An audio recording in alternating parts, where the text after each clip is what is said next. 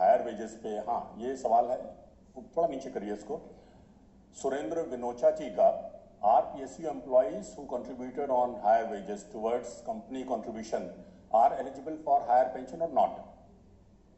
Ma'am देखिए, higher pension के संदर्भ में आप सभी को जैसे पता है कि सुप्रीम कोर्ट ने एक निर्णय दिया था, जिस निर्णय के कारण कुछ अवधि के लिए लोगों को ये सुविधा दी गई थी कि जो सदस्य 2014 में सर्विस में मौजूद थे, उससे पहले से सर्विस ज्वाइन कर चुके थे और 2014 के आगे भी हमारे सदस्य बने हुए थे, वो यदि चाहें तो वो अपना ऑप्शन दे सकते थे।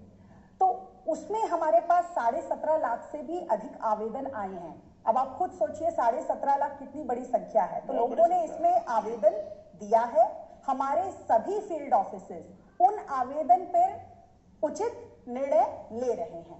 यहाँ जरूरी बात यह है कि जब हम किसी का हायर पेंशन का एप्लीकेशन एग्जामिन करते हैं तो हमें यह देखना पड़ता है, जैसा आपने कहा PSU के एम्प्लॉय हैं, तो कई PSU जो हैं उनके अपने ट्रस्ट थे तो ट्रस्ट के अपने रूल्स भी रहे होंगे।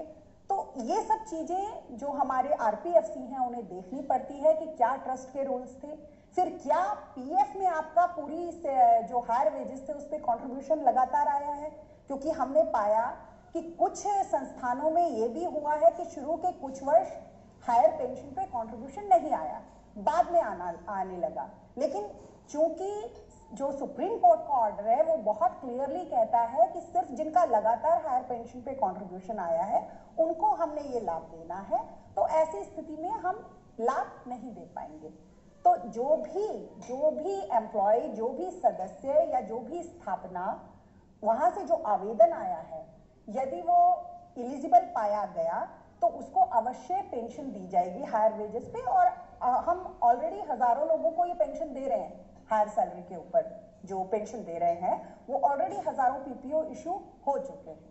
मुझे लगता है कि हम लोग जो है वो हर पेंशन और हर केस को एग्जामिन करके उस पर एक स्पीकिंग ऑर्डर पास कर रहे हैं, शायद ऐसा कुछ है। जो स्पीकिंग ऑर्डर है वो 2014 से पहले जो नौकरी छोड़ चुके थे उनके लिए स्पीकिंग ऑर्डर है। जो इन्होंने कहा 2014 के बाद वाले जो केसेस हैं उनके लिए सिर्फ एक निर्णय दिया जाएगा, उसमें स्पीकिंग ऑर्डर नहीं है। लेकिन आपको logically we will tell you की रीजन, अगर आपका निरस्त होता है, अगर आपका अप्रूव होता है तो आपको एक डिमांड लेटर मिलेगा जिसमें आपको बताया जाएगा कि आपने कितनी राशि या तो जमा करनी है या आपने हमें अलाउ करना है, हमें आपने परमिशन दे देनी है कि हाँ हम आपके PF से वो पैसा पेंशन फंड की तरफ डाइवर्ट कर दें। तो जिनकी सही होगी एप्लीकेशन, जो एलिजिबल निकलेंगे उनको डिमांड लेटर्स आएंगे, और जिनकी नहीं होंगी उनके पास रिजेक्शन आएगा और उनको रिजेक्शन के रीजन भी बताए जाएंगे।